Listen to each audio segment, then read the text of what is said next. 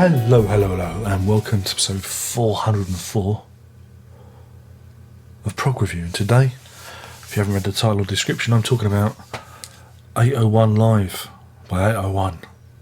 Ooh, I'm going to say it now. It's the best live album ever made.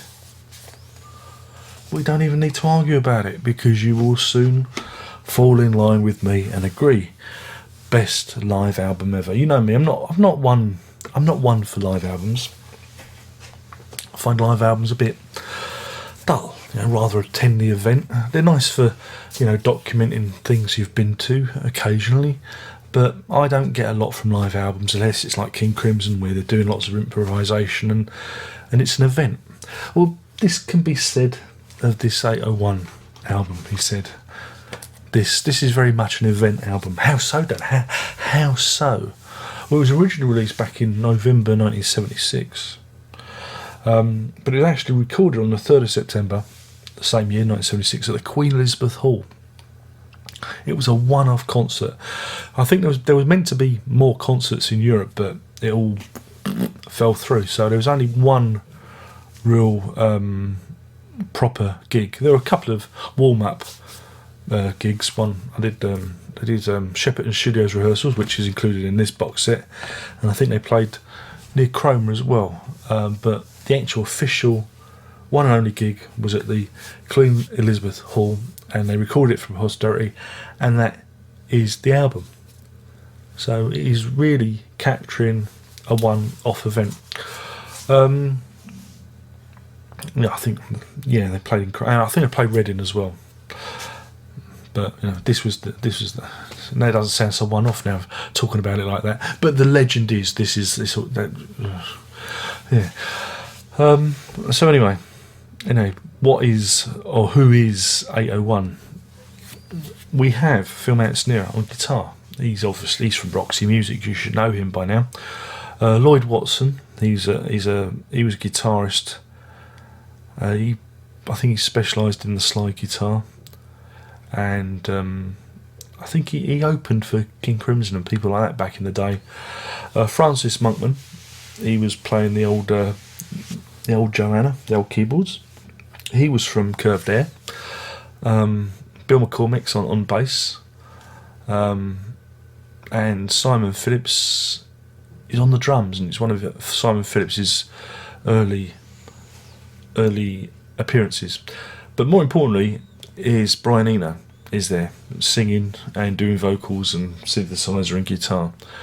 Very unusual to get Eno performing live, and that makes this 801 package, even more interesting. The album itself has existed in various formats over the year. The original version was about 45 minutes long, but ever since the turn of the 21st century, Phil Manzanera has been tinkering and adding tracks and doing collector's editions like this. It doesn't matter which version you get, as long as you get a version, because it's all corking stuff. Of course, get the collector's version if you so wish, but doesn't matter which one. Doesn't matter, because I only had one or two tracks. It opens with a track called Lagrima, which is taken from Manzanera's Diamond Head album, and it's a long, squidgy guitar synthesizer smear of noise, and then it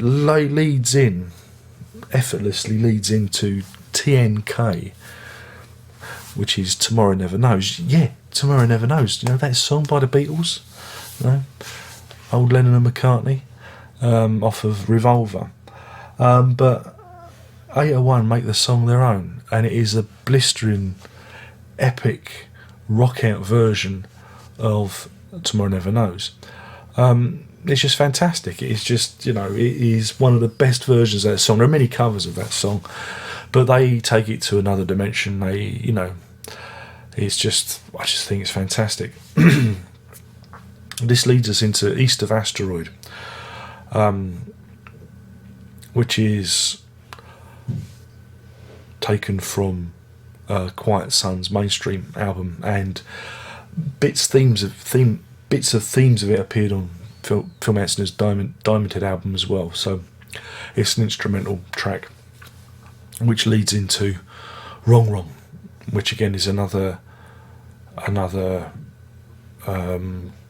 Quiet Sun mainstream album track, though Eno changes the words slightly. Charles Hayward's words are altered, and it may make it a completely different song.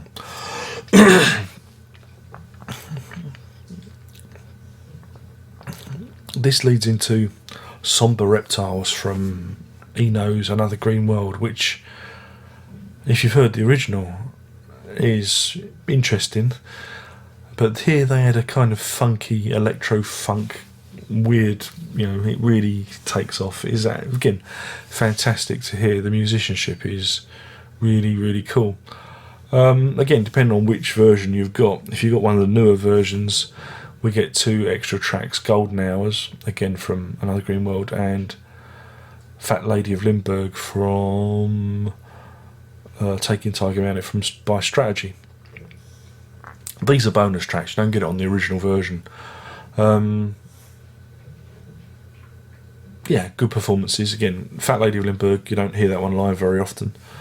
I think there was a live bootleg of Eno doing it. I think it was called Darley's Car, or it was Top Gear Sessions or something. So then we get back to the actual album, without all the bonus tracks and the Phil Manstey fiddling around with it. We get an absolutely incendiary, see what I did there, version of Babies on Fire. Okay, you haven't got the Robert Fripp guitar solo, but Phil Manstey and co really go for it on this one. Then we drop a gear for Manstey's fantastic guitar instrumental Diamond Head from the eponymous album. I love that song, it's one of my favourites, and they do a great version of it here, and they really nail it. There's some real good dynamics on it, and the drums really hit you in the chest. We have another track from Diamond Head, a track called Miss Shapiro, which is Manstey Eno co-write, and it really does feel like an Eno song. There's lots of great wordplay in it. It's one of my favourites of theirs together, and again they do another great version of it. The album moves a gear again. We have another cover. They do You Really Got Me by the Kinks, Ray Davies, and again they turn it into their very own song. It's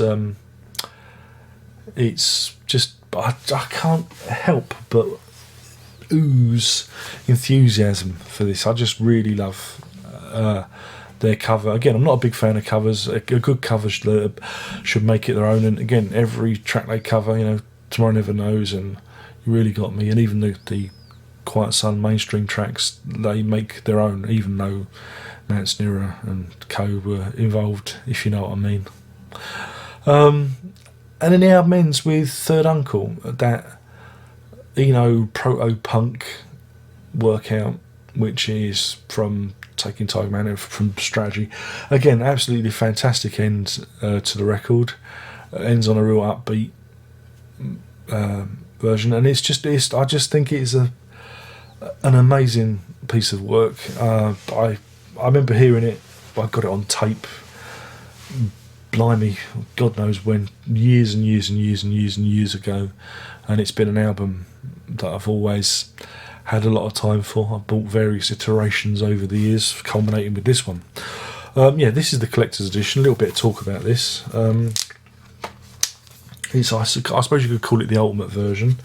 It comes in one of these hardback book type things with some cuttings, and there's interviews and pictures and stuff of the band doing their thing, and it's a fascinating read. It gives a real background to the show. You get the actual on the first CD, you get the actual album, and the second CD is kind of a bootleg recording from Shepherd and Studio's rehearsals.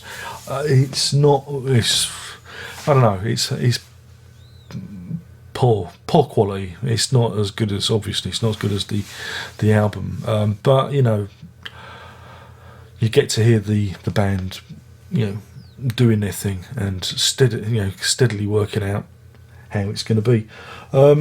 So yeah, I mean, it's a good one to pick up. But if you can't get this, the regular 1 CD edition should suffice. If you haven't heard it, really, you must go and buy this record. You really must go and get it, because you'll go, wow, I didn't know Eno could do this. Wow, I didn't know a live album could be this exciting and this interesting and have such a variety of music on it. And again, it's a unique live event captured, and this is what a live album should be, you know, capturing performances that are never going to be seen or heard of again. And yeah, it's, for me, it's the ultimate live album. It's one of the best live albums ever, and in terms of recording quality, it's just absolutely fantastic. In terms of rating, you know, I'm going to give it 5 somber reptiles out of 5. That's 5 somber reptiles out of 5, because it's just a must-have. I don't know. Again, a lot of people, you know, probably not avoided it, but probably missed it the first time around. So please seek it out, and you'll enjoy it. My name's Darren Locke, and I've been talking about 801 Live. This is the collector's edition, though other versions are available. It is on the must-have list, so go and buy it. And there's only one more thing to say, and you know what that is. Are you ready? Prog on.